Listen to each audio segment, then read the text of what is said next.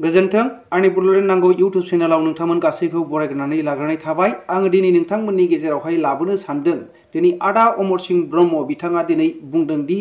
एबसुआ बिटिआर एकर्डनि जों लोगो लोगोनो थैबाय, एबसु गैला, जायनि फलाव बनसु आरो गोबां गोदान गोदान आफादफोरखौहाय दिनै बर'नि गेजेरावहाय दानो गोनां जादों होननानै आदा अमर सिंह ब्रह्मआ बुंदों। नोंथांमोना कमेन्ट खालामनायनि गेजेरजों बुंहरबाय, मा अल बड' स्टुडेन्ट इउनियन जोंनि दुलाराय बर' फरायसा आफादा थैमारबाय नामा? जे आदा अमर सिंह ब्रह्म बुंनाय बायदिब्ला जोङो दिनै जोंनि एरियायावहाय बिटिआर एरियायावहाय गोबांथार जोङो खमिफोरखौ नुयो, गोबांथार खहाफोरखौ जोङो नुनो मोनो। दिनैहाय आङो मैया दाख्लैसो जे डिएफअ अफिसाव थांदोंमोन। दिनै बेबायदिनो फरेस्ट एरियायावहाय गोबांथार बेबायदिनो स्कलारशिपनि थाखाय बेबायदिनो डिएफअफोरनि रेन्जारफोरनि सिगनेचार नांगौ जायो। नाथाय सानसेयै मोना, सानथाम सानब्रै थांनांगौ गोनां जायो। दिनैहाय सासे अफिसारानो दिनै मा मोनथाम मोनब्रै चार्ज लानानै दिनै मावदों। दिनै बे जोंनि बिटिआर सरकारनि गोरोन्थि ना आसाम सरकारनि गोरोन्थि ना अल इन्डियानो बेबायदिनो अफिस सालायनानै दङ? सार्केल अफिसाव थांदों आं, सानब्रै थांनांदों। रायजो राजाफोर मोनसे खामानि लानानै थांदोंमोन आं। बे सार्केल अफिसाव सानब्रै नांनानैसो सार्केल अफिसारखौ लोगो मोनदों। दा बे गैयै मानसिफ्रा सब समाय थांबाय थानाय मोनसे सिगनेचारनि थाखाय, मोनसे खामानिनि थाखाय जुदि थांबाय थानांगौब्ला मा बेखौनो बिटिआर सुक्ति, बिटिआरआ सान्थि गोरोबथा आरो मोजां पाब्लिकफोरनि थाखाय जाबाय नामा? मोनसे जुदि स्कलारशिप फाथायनांगौनि थाखायनो बेबायदिनो अफिसावहाय बेबायदिनो सानथाम सानब्रै थांनांलायगौ गोनां बेनो नामा? बिटिआरआ सोलायनाया बेनो नामा? रायजो राजाफोर, बे मोनसे बेदेद कुइसन। गोबांथार जोंनि बर' फरायसालिफोरावहाय दिनै मास्टारफ्रानो गैला, थोजासे नंला। आरो दिनैहाय गोबां बेफोरनि जाहोननि थाखायनो दिनै जोंनि बर' माखासे बिजोङावहाय बर' रावजों फरायनाय स्टुडेन्टफ्रा खम जानो थांबाय। दिनैहाय थिग रोखोमैहाय सिगांनि समफोराव दा एसे मोजां जानानै दङ। फोरोंगिरिफ्रा दा टाइमलि जोंनि जे स्कुलाव फरायसालियाव फैनाया। नाथाय दिनै दुखुनांथाव बाथ्राया बेनो, रायजो राजाफोर नोंथांमोना कमेन्ट खालामहर, नोंथांनि एरियायावहाय बे अफिसारफोरखौहाय थाङोब्ला सानसेयैनो लोगो मोनो नामा? सासे अफिसारा थाङोब्ला बिनि एसिस्टेन्ट हिसाबै अफिसाव मावनो थाखाय गालांनांगौ। दिनै बिडिअफोरखौ थांब्लाबो लोगो मोना। बिथांमोना बेबायदिनो गोबावबा मिटिं खालामनाय मानाय, एखेबारे बिथांमोनहा प्रग्राम कि प्रग्राम बिसिडिसिनि। नाथाय दिनैहाय माबा मोनसे सोरबाया अफिसाव खामानि नांगौ जानानै थांब्ला दिनै मोना। दिनैहाय जेबायदि सासे अफिसारानो 6-7टा जे खामानि लानानै मावनांनाय बेखौ जोङो नुनो मोनो। जुदि सासे सार्केल अफिसारानो जुदि मोनब्रै दायथ' लानानै जुदि मावनांगौब्ला दिनैहाय मा जोंनि बिटिआरआवहाय, जोंनि आसामावहाय बेबायदि इडुकेटेड मानसिफोर गैला नामा? रायजो राजाफोर, बे कुइसन फैदों। बेफोर गासैखौ नोजोर नायनांगौआ जोंनि माखासे स्टुडेन्ट इउनियननि माखासे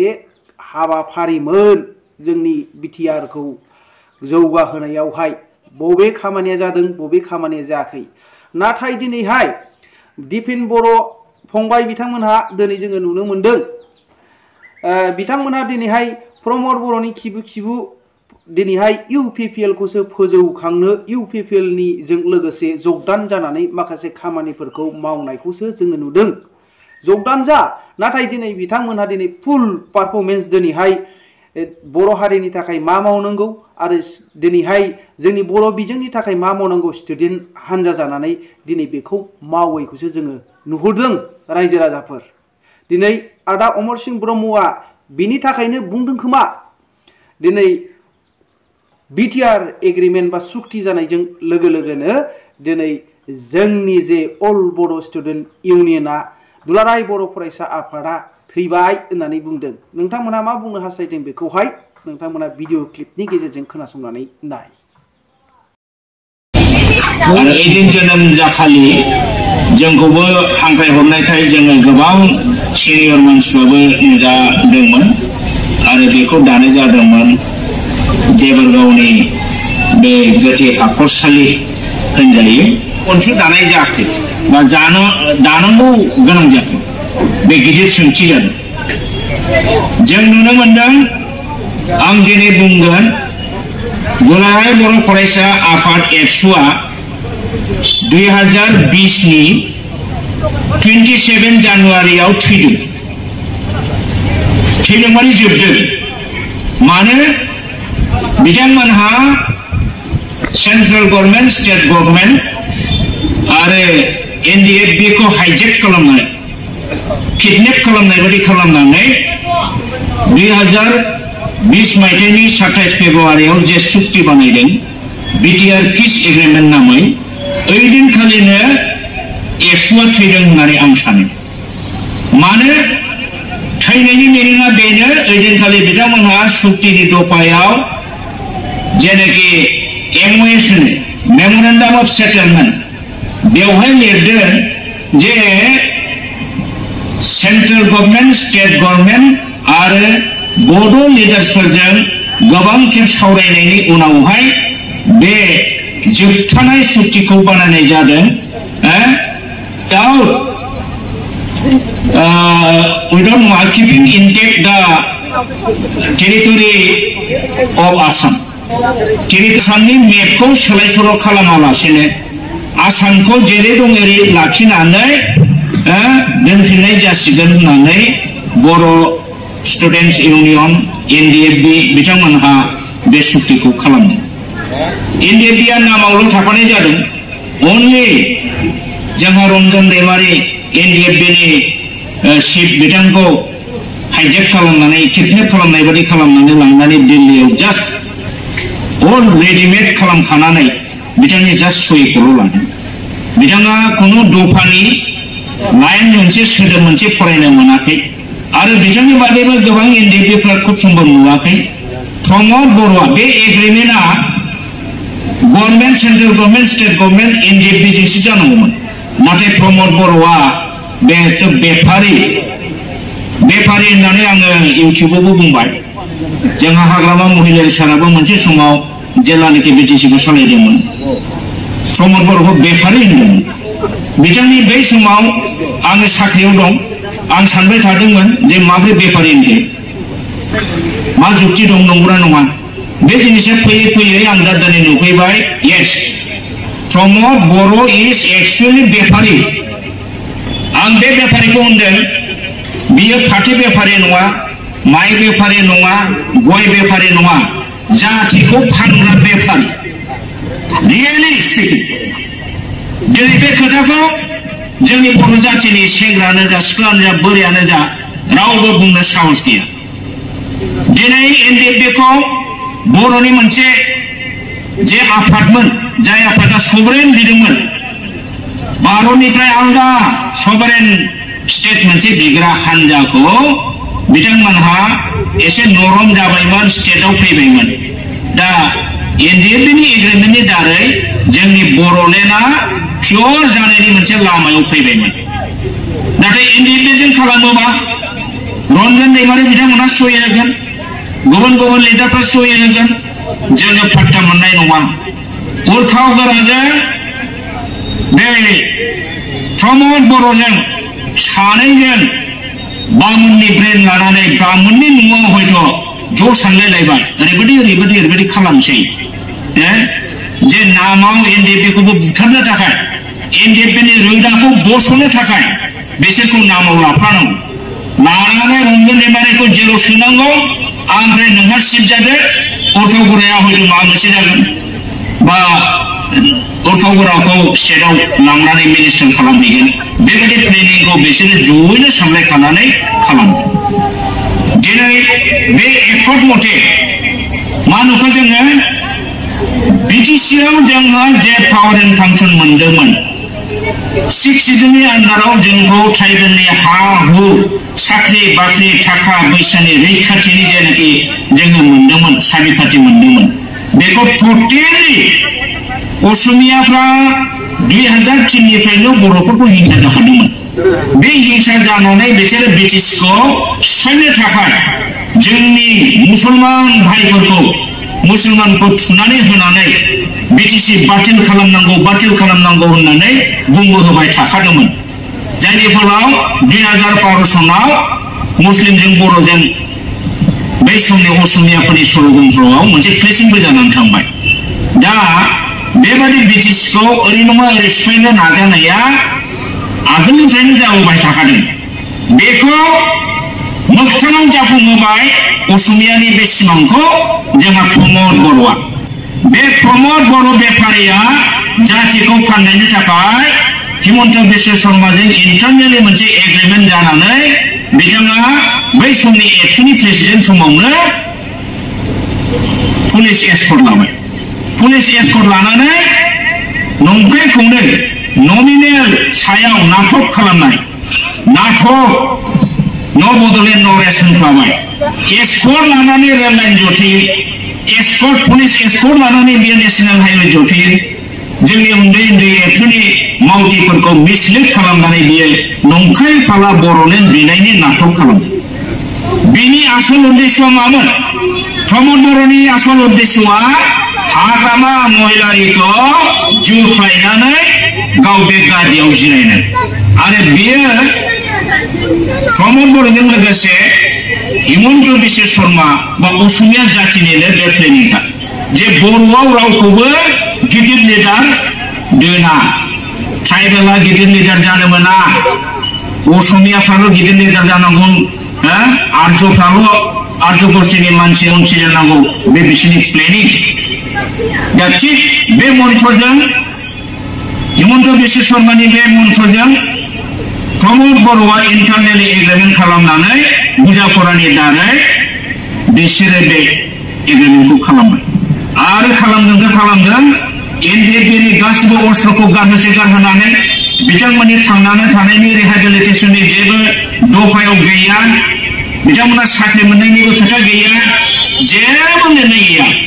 जायनि फलाव दिनै सासेबो एनडिएफबि सारेन्डारफोरनो बिथांमोना साख्रि बाख्रि होनो होआखै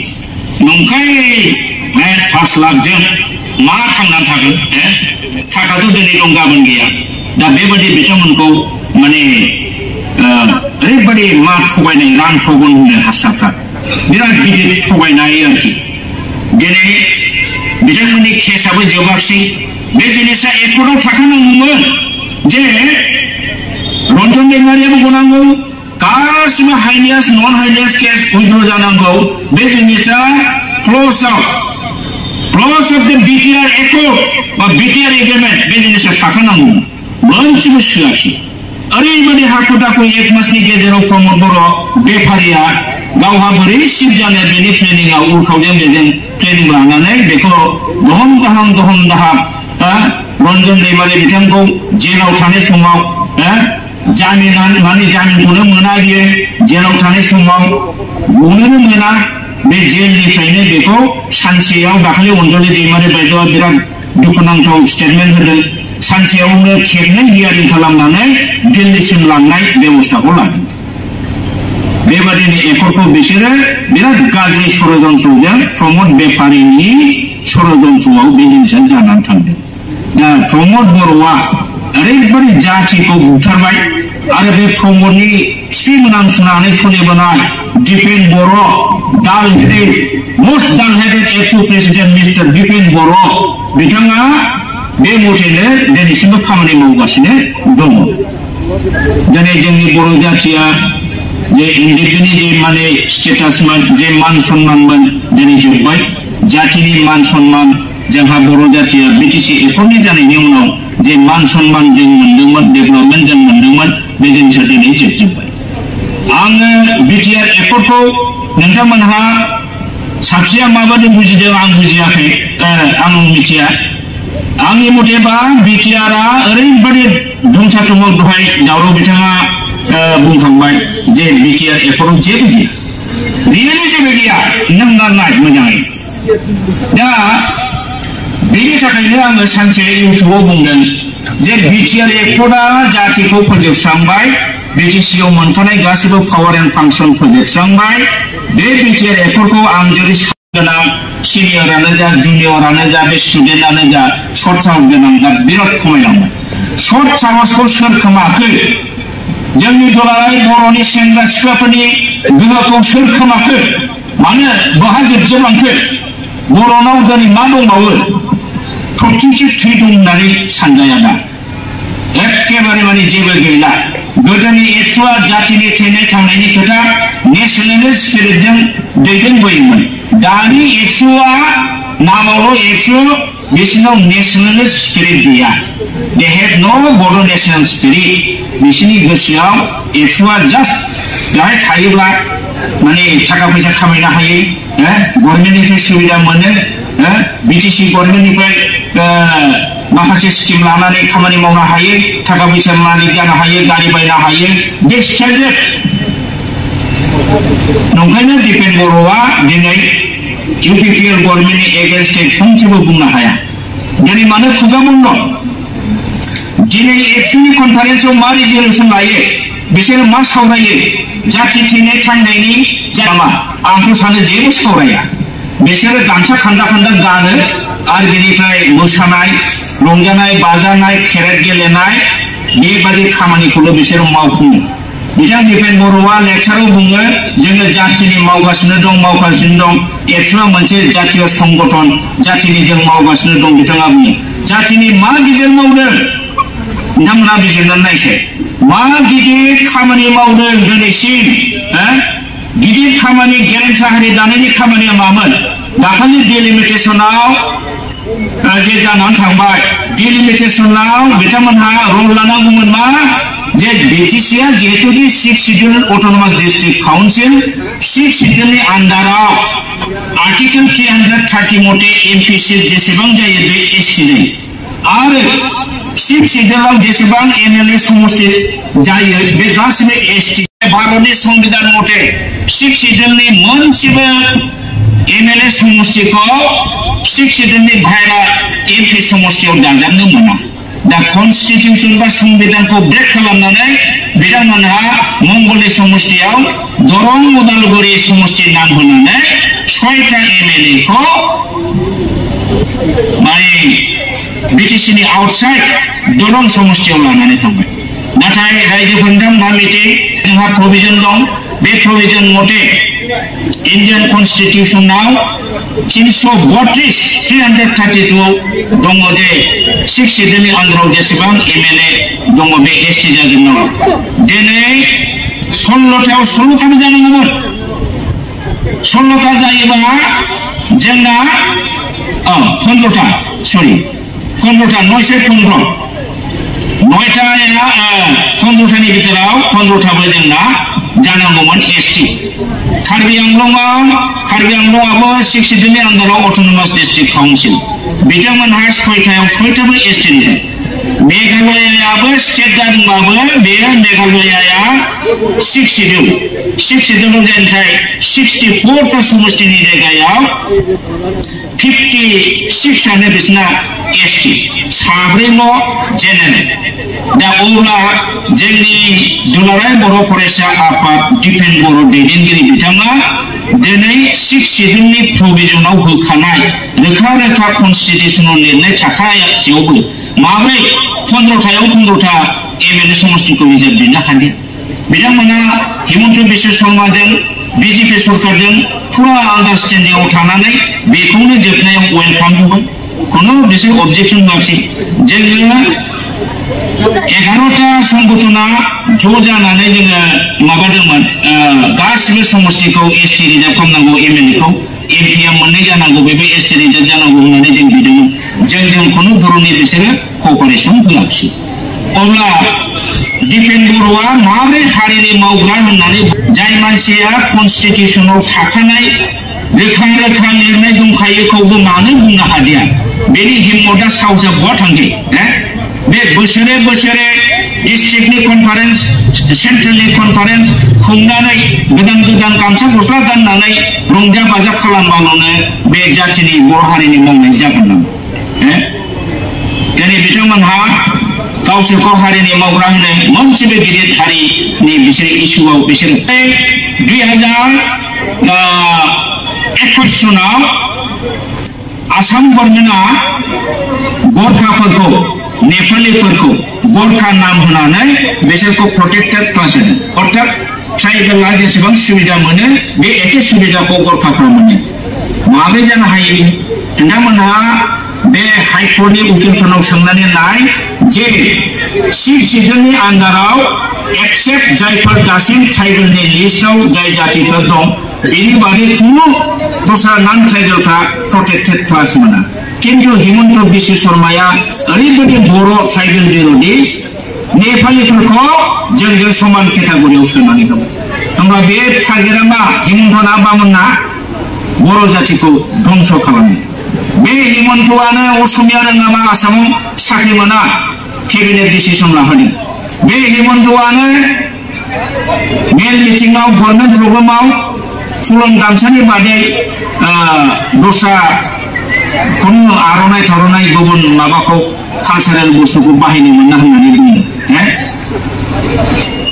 अब्ला मोनसेनि उनाव मोनसे बिथाङा बिराद ट्राइबेल बिरोधी मावबोगासिनो दं बर' बिरोधी मावबोगासिनो दं गणेश बे बिथां चिफ मिनिस्टारजोंनो जोंनि दिनैनि एबसुनि दैदेनगिरिफ्रा माने खिथु उन उन थाम्फै लाम्फै गिदिंबाय थायो मानो बेनिफ्राय जों बुजिनो मोनो गभर्नमेन्ट रुलिं पार्टीनि चिफ मिनिस्टार बा रुलिं पार्टीजों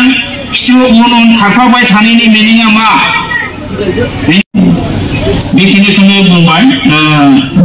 माबाफोर गोरोन्थि बुंफ्लांबायबा निमाहा होदो आं बेखौनो बुंबाय